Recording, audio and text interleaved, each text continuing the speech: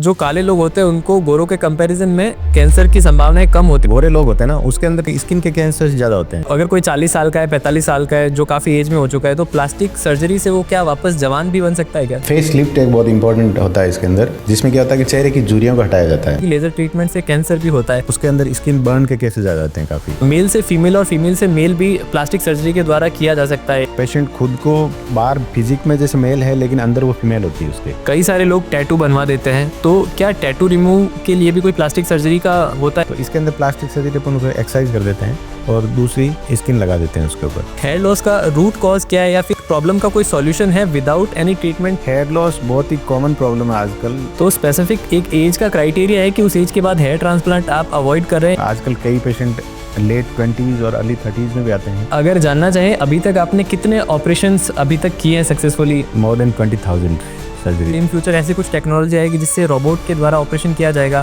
Plastic surgery में पर से AI का इतना इंटरफेरेंस नहीं होगा। तो आज के इस पॉडकास्ट में हम बात करने वाले हैं डॉक्टर रजनीश गालवा से, जो एक कॉस्मेटिक और प्लास्टिक सर्जन है। अभी तक सर 20,000 से ज्यादा सक्सेसफुल सर्जरी कर चुके हैं। आज के इस पॉडकास्ट में हम जानने वाले हैं प्लास्टिक सर्जरी से जुड़े कुछ ऐसे मिथ्स और कुछ ऐसी हैरान कर देने वाली बातें जो आपको जानना जरूरी है। तो मिलते हैं डॉक्टर रजनीश गालवा सर से। स्वागत है सर आपका हमारे पॉडकास्ट के अंदर। शुरू करते हैं सर पहले सवाल से, प्लास्टिक सर्जरी है क्या? अगर इसे आम भाषा में समझना चाहे हमारी ऑडियंस तो। प्लास्टिक सर्जरी एक ग्रीक वर्ड प्लास्टिको से लिया गया है। उसके अंदर होता है कि to shape, to change, to mould. किसी बॉडी पार्ट को चेंज करना है, बॉडी पार्ट को शेप देना है, इससे प्लास्टिक सर्जरी कहा गया है। इसके अंदर सबसे इम्पोर्टेंट है प्लास्टिक यूज़ नहीं होती है। जो लोगों को मिथ होती है कि प्लास्टिक सर्जरी में प्लास्टिक यूज़ होती है क्या। दूसरा ये होता है कि प्लास्टिक की जगह पे जैसे होता है ना, प्लास्टिक सर्जरी में क्या क्या किया जाता है। इसके अंदर ट्रॉमा हो गया, बर्न हो गया, तो किसी एक्सीडेंट में कोई मांस हट गया हो, चमड़ी फट गई हो, तो उसको रिपेयर करना, इस जगह से मांस लेके दूसरी जगह लगाना, ये प्लास्टिक सर्जरी में आता है। प्लास्टिक सर्जरी में वेरियस ब्रांचेज होती है। Cosmetic surgery is part of plastic surgery. दूसरी होती है रिकन्स्ट्रक्टिव सर्जरीज। रिकन्स्ट्रक्टिव सर्जरीज के अंदर होता है जैसे ट्रॉमा, कोई भी अंग भंग हो गया हो, कट गया हो, उसको जोड़ना हो गया, चमड़ी लगानी हो गई, मांस लगाना हो गया हो। तीसरा होता है कि जैसे पोस्ट कैंसर सर्जरीज, कैंसर में किसी पार्ट को हटाते हैं अपन, तो उसको जगह वापस रीशेप देना, उसको बनाना। जैसे किसी जबड़े का कैंसर हो गया हो तो पैर की हड्डी लेके अपन बनाते हैं, छाती का मांस लेके लगाते हैं, ये प्लास्टिक सर्जरी के अंदर आता है। तीसरा पार्ट होता है जैसे बर्न पार्ट। बर्न बहुत मेजर पार्ट होता है प्लास्टिक सर्जरी का। इसके अंदर एक्यूट बर्न भी आता है और क्रॉनिक बर्न भी आते हैं। क्रॉनिक बर्न मतलब बर्न एक्यूट से हील तो हो जाता है, ठीक हो जाता है, लेकिन बाद में क्या होता है कि उसकी डिफॉर्मिटीज़ हो जाती है। शरीर के डिफरेंट पार्ट होते हैं वो चिपक जाते हैं, जैसे हाथ की उंगलियां टेढ़ी हो जाती है, गर्दन चिपक जाती है, एक्जिला चिपक जाते हैं, पैर टेढ़े हो जाते हैं, तो उनको क्या सीधा किया जाता है प्लास्टिक सर्जरी से। तो उसको खोल के वहाँ चमड़ी लगा के पेशेंट को फंक्शनल किया जाता है, ताकि डे टू डे लाइफ में वो अपना डिस्टर्ब ना हो। तो प्लास्टिक सर्जरी से एक फनी सवाल भी है, क्या प्लास्टिक सर्जरी से कोई इंसान काले से गोरा हो सकता है क्या? प्लास्टिक सर्जरी से पर से नहीं होता है। इसके अंदर जैसे गोरा होना या काला होना ये डिपेंड करता है, वेदर है, टाइप ऑफ स्किन है, इस पर। अपने यहाँ पे क्या होता है कि एक तो हॉट वेदर है और स्किन टाइप भी का टाइप 4 और 5 में आती है, तो इसमें क्या होता है कि गोरा तो नहीं हो सकता, लेकिन यहाँ हल्का चेंज कलर हो सकता है। मैंने एक आर्टिकल पढ़ा था जहाँ मैंने पढ़ा था कि जो काले लोग होते हैं उनको गोरों के कंपैरिजन में कैंसर की संभावनाएं कम होती है, तो ऐसा भी कुछ होता है क्या? हाँ, इसमें क्या होता है कि जैसे जो लाइट या गोरे लोग होते हैं ना, उसके अंदर क्या होता है कि स्किन के कैंसर ज़्यादा होते हैं। स्पेशली जैसे बेजल सेल कार्सिनोमा हो गया या फेस पे कोई छोटी स्किन की मेलिग्नेंसीज होगी, वो ज़्यादा होती है। तो उनका इलाज भी प्लास्टिक सर्जरी के द्वारा होता है। एजिंग काफ़ी प्रॉब्लम है। अगर कोई 40 साल का है, 45 साल का है, जो काफ़ी एज में हो चुका है, तो प्लास्टिक सर्जरी से वो क्या वापस जवान भी बन सकता है क्या? एज के साथ में क्या होता है कि स्किन का ढीलापन लाजमी है। इसमें क्या होता है कि स्किन की जो डर्मल पार्ट होता है, जो एंकरिंग पार्ट होता है, वो लूज होता है टाइम के साथ में, तो उससे क्या होता है कि झुर्रियाँ पड़ जाती है। तो प्लास्टिक सर्जरी से इसमें ये कॉस्मेटिक पार्ट इंपॉर्टेंट होता है। तो उसमें क्या होता है कि फेस लिफ्ट एक बहुत इंपॉर्टेंट होता है इसके अंदर, जिसमें क्या होता है कि चेहरे की झुर्रियों को हटाया जाता है, फेस को लिफ्ट किया जाता है, यंग दिखाया जाता है इसके अंदर। और जैसे ब्रो लिफ्ट करते हैं अपन, जैसे आजकल ट्रेंडिंग है फॉक्सी आई, है ना, उसमें क्या होता है कि आई ब्रोज होता है वो ड्रॉप हो जाते हैं, टॉसिस हो जाते हैं उनका, तो इसको क्या करते हैं कि अपन लिफ्ट कर देते हैं, तो आदमी एकदम जवान दिखता है। अच्छा, अदरवाइज़ क्या होता है कि थका दिखता है, एनी टाइम ऐसे जैसे थका हुआ हो या आई पे स्वेलिंग्स वगैरह दिखती है, तो वो उसे काफ़ी अच्छा लुक आता है। और क्या वेट लॉस में भी प्लास्टिक सर्जरी का कोई रोल है? अगर कोई मोटापे से परेशान है, वो चाहता है कि नहीं मैं तो एकदम पतला होना चाहूँ तो? नहीं, वेट लॉस में ऐसा कोई रोल नहीं है। जैसे आजकल मिथ भी ट्रेंडिंग होता है लाइपोसक्शन से वेट लॉस होता है क्या? नहीं, ऐसा नहीं है। Liposuction basically body contouring surgery है। वेट लॉस हो गया है, फैट पॉकेट बच गए हैं या पर्टिकुलर किसी जगह फैट पॉकेट, उसमें लाइपोसक्शन जो पर्टिकुलर फैट है उसको अपन सक्शन कर लेते हैं, हटा देते हैं। इससे फैट लॉस नहीं होता है कभी भी। ओके जब स्किन की बात आती है तो लेज़र ट्रीटमेंट आजकल काफ़ी ट्रेंडिंग में है, तो क्या लेज़र ट्रीटमेंट से कोई स्किन में नुकसान आता है? कई लोग ऐसे बोलते हैं कि लेज़र ट्रीटमेंट से कैंसर भी होता है, तो क्या ये मिथ है या फिर कुछ इसमें सच्चाई है? नहीं, कैंसर ऐसा नहीं होता है, लेकिन लेज़र की जो पर्टिकुलर ट्रीटमेंट पार्ट है उसके अंदर डिपेंड करता है किस फ्रीक्वेंसी से अपन कौन सा ट्रीटमेंट कर रहे हैं। कई बार जैसे स्किन रीसर्फेसिंग लेजर्स होते हैं, उसके अंदर स्किन बर्न के केसेस आ जाते हैं काफ़ी, तो वो अपने को ध्यान रखना पड़ता है। तो सर जो प्लास्टिक सर्जरी होती है तो वो क्या पेनफुल होती है या फिर पेनलेस होती है? प्लास्टिक सर्जरी पेनफुल ऐसा कुछ नहीं है। कोई भी अपन प्रोसीजर करेंगे तो वो अंडर एनेस्थीसिया ही करेंगे। कोई पर्टिकुलर पार्ट है उसको एनेस्थेटाइज करके करते हैं, तो इसलिए पेन लेस ही होती है, कोई पेन नहीं होता है इसके अंदर। और पोस्ट ऑपरेशन के बाद में भी अपन एनाल्जेसिक देते हैं ताकि पेशेंट को कंफर्ट रहे, पेन फ्री रहे। प्लास्टिक सर्जरी के कोई साइड इफेक्ट ऐसे देखने को मिलते हैं या फिर ये भी नॉर्मल है, एकदम सेफ है? नहीं, साइड इफेक्ट ऐसे प्लास्टिक सर्जरी पर से नहीं होता है, लेकिन procedure to procedure side effect हो सकते हैं। तो अब बात करते हैं सर सबसे कॉमन प्रॉब्लम हेयर लॉस। तो हेयर लॉस का रूट कॉज क्या है या फिर प्रॉब्लम का कोई सॉल्यूशन है without any treatment? Hair loss बहुत ही कॉमन प्रॉब्लम है आजकल, बिकॉज यंग जनरेशन मान लो, क्योंकि सब क्लिनिकल स्ट्रेस कहीं ना कहीं उनको होता ही होता है, और दूसरे डाइटरी फैक्टर्स है, स्मोकिंग, अल्कोहल वगैरह है, वो काफ़ी कंज्यूम कर, उससे हो सकता है। लेकिन इम्पॉर्टेंट ये है कि कहीं ना कहीं उनको स्ट्रेस होता ही है, तो वो मोस्ट कॉमन रीज़न होता है हेयर लॉस का। यस, हेयर लॉस का स्टार्टिंग में हो, थिनिंग होती है, या जैसे अपन सुबह नहाते हैं तो कहीं हेयर आते हैं, गिरते हैं तो पता चल जाता है। और दूसरा पेशेंट को क्या है कि जैसे कंघी करता है तो पता चल जाता है मेरे थिन हो गए हैं हेयर, और कंघे में आते हैं, तो उससे क्या है कि स्टार्टिंग मेडिसिनल ट्रीटमेंट दिया जाता है इसके अंदर, तो उससे अपन जो हेयर फॉल की रेट है उसको कम कर सकते हैं। लेकिन ऑलरेडी जो गिर चुके हैं उनके लिए तो बेस्ट ट्रीटमेंट हेयर ट्रांसप्लांट ही है। ओके हेयर ट्रांसप्लांट की जब बात आती है तब लोगों को लगता है कि वो सिर्फ एक बार हेयर आ जाएंगे फिर उसकी रीग्रोथ नहीं होगी, तो क्या रीग्रोथ रेगुलर बेसिस पे होगी और वो नॉर्मल हेयर की तरह ही दिखेंगे?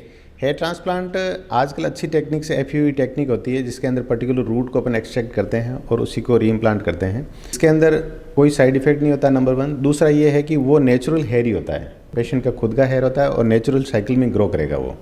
वैसे ही ग्रो करेगा, वही स्टाइल में आएगा और वैसे ही कटिंग करनी है उनकी। और यस, उनके ध्यान वैसे ही रखना पड़ेगा जैसे अपन नेचुरल हेयर का रखते हैं। ओके तो स्पेसिफिक एक एज का क्राइटेरिया है कि उस एज के बाद हेयर ट्रांसप्लांट आप अवॉइड कर रहे हैं या फिर कोई मिनिमम एज का भी क्राइटेरिया है? अगर पेशेंट के हेयर फॉल हो गए हैं स्टार्टिंग में, आजकल कई पेशेंट लेट 20s और अर्ली 30s में भी आते हैं और इवन 50s में भी आते हैं। ऐसा जैसा कोई क्राइटेरिया नहीं है कि इससे पहले करना है या इसके बाद में करना है, नहीं, पेशेंट पे डिपेंड करता है कि इस कैटेगरी का है, कोई कोमॉर्बिड कंडीशन है कि नहीं है, किसी को डायबिटीज़, हाइपरटेंशन या कोई एसोसिएटेड मेडिसिन चलती हो, डिपेंड करता हो। आजकल ब्रेस्ट इम्प्लांट नाम की टेक्नोलॉजी काफ़ी सुनने में आई है, तो ये हमारे दर्शकों को बताइए कि क्या चीज़ है और करवाना चाहिए या नहीं करवाना चाहिए? ब्रेस्ट इम्प्लांट करवाना चाहिए नहीं, वो डिपेंड करता है पेशेंट टू पेशेंट। कई पेशेंट्स आते हैं उनके ब्रेस्ट डेवलप नहीं हो पाते हैं या छोटे होते हैं, कईयों को होता है कि मेरे बॉडी के अकॉर्डिंग साइज़ बड़ी हो तो इसलिए करवाते हैं वो।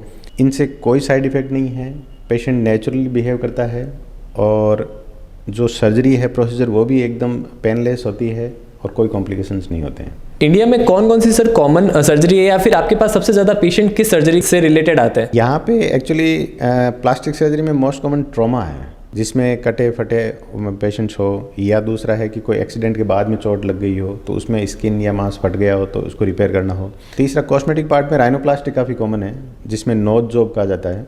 किसी के चोट लग गई, उसे हड्डी टूट जाती है तो नाक टेढ़ा हो सकता है, या जनजात DNS बोलते हैं उसको, जिसमें सेप्टम टेढ़ा हो जाता है तो सांस लेने में दिक्कत होती है उसको। कई पर्टिकुलर ऐसे आते हैं कि भी मेरे को नाक का शेप चेंज करवाना है, तीखा करना है, या कोई हम्पिंग होता है नोज़ तो उसको सही करना है। कुछ फनी इंसिडेंट आप शेयर करना चाहेंगे कि किसी ने एक फ़ोटो लेके आया कि मेरे को ऐसा बना दो, या फिर कुछ अलग सी डिमांड रखी कि डॉक्टर साहब मुझे तो ऐसा कर दो आप प्लास्टिक सर्जरी से? पेशेंट आते हैं, उनकी एक्सपेक्टेशंस काफ़ी ऊपर होती है। एक पेशेंट OPD में आया था, उसने कहा कि मेरे नाक अच्छा नहीं दिखता मेरे को। इसमें डिपेंड करता है ट्रीटमेंट के, पेशेंट का और डॉक्टर का, दोनों का विजन एक होना चाहिए कि भाई अपना रिजल्ट ऐसा आएगा। या नहीं हो कि पेशेंट की एक्सपेक्टेशन तो बहुत अलग है और उसका रिजल्ट इतना आएगा नहीं, तो हमने उसको पूछ लिया भाई आपको नाक कैसा चाहिए, तो पेशेंट वहाँ से चला गया, नेक्स्ट फ्यू डेज में आता है, ऐश्वर्या राय की फ़ोटो लेके आता है कि भाई ये फोटो नाक चाहिए मेरे को। फिर क्या जवाब था आपका? हमसे ना हो पाएगा। हमने कहा ठीक है, विल ट्राई। सही है। क्या सर प्लास्टिक सर्जरी का मतलब सिर्फ ब्यूटी या फिर कॉस्मेटिक सर्जरी है, या फिर इसका कुछ और भी मीनिंग है? Plastic surgery is a wide speciality actually. इसके अंदर कई ब्रांचेज आती हैं, जैसे मैंने पहले ही बताया था। Cosmetic surgery is a part of plastic surgery. इसके अलावा कई किसी ग्रेड टो से लेके हेड के हेयर तक की प्लास्टिक सर्जरी होती है। Okay. Yes, plastic surgery in general अपन कहें तो लोगों के दिमाग में आता है कि यस कॉस्मेटिक से रिलेटेड होगी, बट ऐसा नहीं है। अगर जानना चाहें अभी तक आपने कितने ऑपरेशंस अभी तक किए हैं सक्सेसफुली, वो नंबर अगर जानना चाहें तो? नंबर एग्जैक्ट काउंटेड नहीं होते हैं, but yes more than 20,000 surgeries. एक पहले ऑपरेशन से लेके 20,000 तक ऑपरेशन, तो इस जर्नी के बीच में क्या डिफरेंस रहा है जब आपने फर्स्ट टाइम ओटी में गए ऑपरेशन किया और अभी रेगुलर बेसिस पे वो चीज़ हो रही है? तो इस दौरान 10-12 साल हो गए हैं एक्चुअली, और टाइम के साथ में प्रैक्टिस का मायना बदलता है और पेशेंट्स की डिमांड्स भी बदलती है। जैसे जैसे टेक्नोलॉजी बढ़ रही है, जैसे अभी एआई आर्टिफिशियल इंटेलिजेंट का काफ़ी रोल आया है मार्केट के अंदर, तो आपको क्या लगता है मेडिकल फील्ड में इसका कोई योगदान रहेगा, या फिर इन फ्यूचर ऐसी कुछ टेक्नोलॉजी आएगी जिससे रोबोट के द्वारा ऑपरेशन किया जाएगा? रोबोट के द्वारा ऑपरेशन अभी भी हो रहे हैं ना, रोबोटिक सर्जरीज। ओके। लेकिन प्लास्टिक सर्जरी में पर से एआई का इतना इंटरफेरेंस नहीं होगा, बिकॉज कई पेशेंट्स आते हैं अभी भी, जैसे उसको कोई पर्टिकुलर डिजीज़ या की प्रॉब्लम के बारे में गूगलाइट होकर आते हैं, गूगल से पूरा क्या कॉम्प्लिकेशंस हैं, क्या प्रोसीजर है, ऑल ठीक है ना। लेकिन सर्जरी तो नहीं कर सकते वो। ठीक है, that is big advantage of plastic surgery. अभी तक की जर्नी में ऐसा कुछ कॉम्प्लेक्स केस या फिर ऐसा कोई जिसमें अंग भंग हो चुका हो, या फिर आपको लगा कि उसमें हमारी टीम का काफ़ी टाइम लगा हो, या फिर हमारी टीम के काफ़ी एफर्ट लगे? बच्चा था 2-2.5 साल का, वो अपने फादर के साथ में गाड़ी में था ट्रैक्टर के ऊपर, और वो फार्मिंग कर रहे थे। उस दौरान बच्चा गिर गया था, गिरने उसके टांग कट गई थी एक्चुअली। वो फिर हमने ऑपरेट किया था और सक्सेसफुली। ये काफ़ी चैलेंजिंग केस था। एक तो एज कम थी बच्चे की और पैर पूरा अलग हो रखा था। आजकल मार्केट में बड़े बड़े ब्रांड्स क्लेम करते हैं कि ये ऑयल लगाने से आपकी हेयर की ग्रोथ हो जाएगी, हेयर फॉल रुक जाएगा, या फिर कुछ तो एज ए सप्लीमेंट भी देते हैं कि ये डाइट आप ले लो, ये दवाई खा लो, जिससे आपका हेयर लॉस पूरा रुक जाएगा, नए बालों की ग्रोथ हो जाएगी। तो क्या सच्चाई है इसमें, या फिर ये सिर्फ एक मार्केटिंग का फंडा है? अपन मार्केटिंग फंडा तो नहीं कहेंगे, जो भी है उनका लुकआउट है। लेकिन ये है कि हेयर फॉल में एंटीऑक्सीडेंट मिनरल्स का जरूर रोल होता है, तो अपन सप्लीमेंट्स तो देते ही हैं। और रही बात हेयर ऑयल्स की, तो आई डोंट बिलीव कि हेयर ऑयल से कुछ इंप्रूवमेंट होता होगा। दूसरा ये है कि हेयर ऑयल से ये जरूर है कि डेंड्रफ नहीं हो। डेंड्रफ होगा तो वो कहीं ना कहीं हेयर को रूट को लेके निकलेगा, तो वो अवॉइड करना होगा अपने को। हेयर सीरम जरूर आते हैं कि जो उसको ग्रोथ को इंप्रूव करते हैं, और मल्टीविटामिन्स होते हैं ये है। और डाइटरी फैक्टर्स में जैसे ग्रीन लीफी वेजिटेबल्स है, फ्रूट जूसेस वगैरह हैं, वो इंप्रूव करते हैं इसको। बाकी पर्टिकुलर ऐसा हेयर ऑयल, मेरे पास भी पेशेंट ओपीडी में आते हैं लेके डब्बे के, ये लगाया हमने, इसमें घर में बदबू हो गई लेकिन हेयर तो नहीं आए। मेरे पास पड़े हैं 2-3 रखे। ओके। कई लोग ये भी बोलते हैं कि जो हेयर ड्रायर यूज़ करते हैं या फिर हीटिंग ट्रीटमेंट होता है, उससे बालों को काफ़ी नुकसान होता है, गंजे हो जाते हैं। तो क्या सच में ऐसा कुछ होता है? गंजे पर से नहीं, लेकिन वही जिसकी टेंडेंसी हेयर फॉल की है उसके तो इंप्रूव होगी वो, और पेशेंट के हेयर फॉल ज़्यादा होंगे और पेशेंट अल्टीमेटली लीड टू गंजाई। आजकल मेडिकल साइंस बहुत आगे बढ़ चुका है। हमने कहीं पे पढ़ा था कि मेल से फीमेल और फीमेल से मेल भी प्लास्टिक सर्जरी के द्वारा किया जा सकता है, एक जेंडर चेंज तक हो सकता है। तो क्या पॉसिबल है, मेडिकल साइंस इतना इम्प्रूव हो चुका है? यस, इसको बोलते हैं अपन जेंडर रीअसाइनमेंट सर्जरीज। इसके अंदर क्या होता है कि पेशेंट इस जैसे psycho social illness actually, patient खुद को बाहर फिजिक में जैसे मेल है लेकिन अंदर वो फीमेल होती है उसके, तो साइकेट्रिक ट्रीटमेंट दिया जाता है उसको, लेकिन अल्टीमेटली वो सर्जरी से फिर उसका जेंडर चेंज ही किया जाता है। यस, ये काफ़ी कॉमन है और होता भी है। ओके। तो लाइक सिर्फ जेंडर चेंज होता है या फिर पूरे ऑर्गन्स चेंज? लाइक अगर मेल से फीमेल होता है तो क्या वो प्रेगनेंसी कंसीव कर सकता है? नहीं, प्रेगनेंसी कंसीव नहीं कर सकता, लेकिन वो फिजिकल लुक में फीमेल दिखेगा। हार्मोनल ट्रीटमेंट से उसकी वॉइस चेंज हो जाएगी, बॉडी का फिजिक चेंज हो जाएगा, और सर्जरी से पूरे पार्ट, और जैसे मेल जेनाइटल से उसको रिमूव कर देते हैं, ब्रेस्ट इम्प्लांट लगा देते हैं, नोज सर्जरी की जाती है, जॉ लाइन बनाई जाती है, तो उससे काफ़ी लुक में they are beautiful females. Hair transplant काफ़ी कॉमन है, बट आजकल लोग बियर्ड ट्रांसप्लांट भी करवाते हैं, तो उसके बारे में मतलब जानना चाहूँगा। जैसे लाइक मेरे को खुद को बियर्ड नहीं आती, तो क्या मैं ट्रांसप्लांट करवा सकता हूँ? This is same as hair transplant. Okay, ठीक है ना। वी हैव रूट्स, अपने पास में डोनर साइट है, तो अपन अच्छी सी मार्क करेंगे बियर को और उसके हिसाब से ट्रांसप्लांट करेंगे, तो अच्छा लुक आ जाएगा आपका।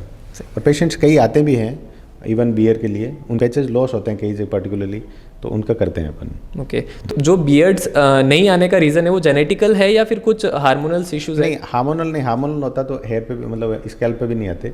लेकिन ये depends on person to person. ठीक है, हेयर लाइन कहाँ पे है, किसी कहीं पे है, इस पॉइंट ऑफ व्यू से। तो अगर किसी इंसान ने हेयर ट्रांसप्लांट या बियर ट्रांसप्लांट करवा दिया तो उसके बाद उसको मेंटेनेंस की ज़रूरत है या फिर रेगुलर बेसिस पे कोई मेडिसिन लेनी पड़ेगी या फिर वो नॉर्मल ज़िंदगी जी सकता है? नहीं, नॉर्मली ज़िंदगी जिएगा वो, तो इसमें कोई ऐसा मेडिसिन पोस्ट ऑफ मेडिसिन देने की है ही नहीं, ठीक है ना। जे मल्टीविटामिन ज़रूर देते हैं अपन, और नॉर्मल हेयर को केयर ही करेगा वो, ताकि फॉल नहीं हो। जो हेयर ट्रांसप्लांट करते हैं तो पेशेंट उसका वैसे ही थोड़ा ध्यान ही रखते हैं और मल्टीविटामिन लेते हैं अच्छे, और हैबिट्स अच्छी इंप्रूव कर लेते हैं, तो उससे अपना ग्रो अच्छी होगी और लुक भी अच्छा आएगा। जब प्लास्टिक सर्जरी की बात करते हैं तो डिलीवरी के बाद जब फीमेल्स अपना पेट कम करना चाहती है तो प्लास्टिक सर्जरी के द्वारा वो पेट कम कर सकती है क्या? यस, डिलीवरी के बाद में क्या होता है कि एब्डोमिनल मसल लूज हो जाती है और स्किन लेक्स हो जाती है। प्रेगनेंसी के बाद में एब्डोमिनल मसल लूज हो जाती है और स्किन भी एक्सेस हो जाती है। तो इसमें प्लास्टिक सर्जरी में जैसे टमी टक प्रोसीजर है, एब्डोमिनोप्लास्टी है, इस करने के बाद में काफ़ी अच्छा लुक आ जाता है और पेशेंट पहले जैसे नॉर्मल हो जाता है। अगर किसी के एक्सीडेंट में जैसे कोई स्किन है वो डैमेज हो जाती है या फिर स्किन कट जाती है तो उस स्किन को रिपेयर करने के लिए जो स्किन यूज़ की जाती है तो वो क्या प्लास्टिक होता है या किसी और की स्किन होती है? ये भी मिथ लोगों में कॉमन देखा जाता है। यस, स्किन ग्राफ्टिंग बोलते हैं अपन इसको। इसके अंदर क्या होता है कि जैसे मान लो एक्सीडेंट में स्किन लॉस हो गई हो या जलने के उपरांत चमड़ी जल जाती है जलने में, तो इसमें क्या होता है कि स्किन को बॉडी के पार्ट से ही लेते हैं अपन, एक तो जहाँ पे घाव बन गया है उसके ऊपर लगाते हैं। इसको बोलते हैं skin grafting. Most common procedure है प्लास्टिक सर्जरी का, और इसमें 3 to 4 वीक्स में हीलिंग हो जाती है और घाव ठीक हो जाता है। आजकल स्किन बैंक भी अवेलेबल हैं, जैसे ज़्यादा जल गया है पेशेंट, 70-80% बर्न हो जाते हैं, तो उसके अंदर पेशेंट का खुद का स्किन होता नहीं है अवेलेबल, तो अपन स्किन बैंक से रिट्रीव करते हैं, स्किन लेते हैं और उसमें एलोग्राफ्ट बोलते हैं अपन, तो वो लगाते हैं, तो उससे भी घाव भरते हैं। ओके कई सारे लोग टैटू बनवा देते हैं, तो क्या टैटू रिमूव के लिए भी कोई प्लास्टिक सर्जरी का होता है या फिर कैसे प्रोसेस होता है? अगर किसी का टैटू बना हुआ है, जैसे 2-4 साल पहले उन्होंने टैटू बनवाया, अब उनको रिग्रेट लगता है कि नहीं यार इसको मेरे को हटवाना है, नाम चेंज करना। हाँ, नाम चेंज करना है, मतलब किसी के साथ रिलेशनशिप में था बट अब वो उसकी एक्स बन गई है, तो उसके लिए कोई प्रोसीजर है? टैटू रिमूव के लिए लेज़र बहुत अच्छा ऑप्शन है, लेकिन कई बार क्या डीप टैटूज होते हैं डर्मल पार्ट में, तो वो लेज़र से रिमूव नहीं होते हैं, तो इसके अंदर प्लास्टिक सर्जरी अपन उनको एक्सरसाइज कर देते हैं और दूसरी स्किन लगा देते हैं उसके ऊपर, तो परमानेंट एक्स को एक्स ही कर देते हैं। ओके सही है। टैटू की अगर बात करें तो कई सारे रोड के आसपास भी टैटू बनाने वाले होते हैं, तो उससे क्या खतरा होता है? स्किन में कुछ प्रॉब्लम आती है या फिर कोई प्रोफेशनल अगर इंक जो यूज़ करते हैं या फिर जो टूल यूज़ करते हैं? टैटू बनाते समय एसेप्टिक कंडीशंस यूज़ करना बहुत ज़रूरी होता है, बिकॉज क्या होता है कि नीडलिंग होती है, वो कई जैसे रोड साइड होते हैं वो सेम ही नीडल को यूज़ कर लेते हैं, तो इसमें क्या होता है कि पेशेंट्स जो कंटेजियस डिजीज़ होते हैं वो ट्रांसफर होने के काफ़ी चांस होते हैं। दूसरा, जैसे अगर एसेप्टिक कंडीशन नहीं है तो कई बार इन्फेक्शन लेके भी आते हैं पेशेंट, ओके तो वो टैटू तो चला जाता है इन्फेक्शन। अगर किसी के ब्लड में प्रॉब्लम है और वो नीडल सेम Yes. आपके यूज़ हो रही है तो वो डिजीज़ आपके अंदर भी आ सकती है। Yes, HIV most common. Okay thank you so much. आज के इस पॉडकास्ट में हमारी ऑडियंस ने काफ़ी सीखा, इवन मैंने काफ़ी सारी चीज़ें जानी। मुझे ऐसा लगता है कि प्लास्टिक सर्जरी से रिलेटेड जितने भी मिथ्स थे मेरे सारे कवर हो चुके हैं, और डेफिनेटली अगर ऑडियंस के कुछ रहेंगे वो कमेंट करेंगे और नेक्स्ट पॉडकास्ट में अपन उनको भी कवर करेंगे। Thank you so much sir. Thank you. अगर इस पॉडकास्ट से आपकी लाइफ में थोड़ी सी भी वैल्यू ऐड हुई है तो कमेंट करके ज़रूर बताएं, और आगे इस पॉडकास्ट की सीरीज़ में आप किसको देखना चाहते हैं तो वो भी कमेंट कर सकते हैं। मिलते हैं नए गेस्ट और नए पॉडकास्ट के साथ।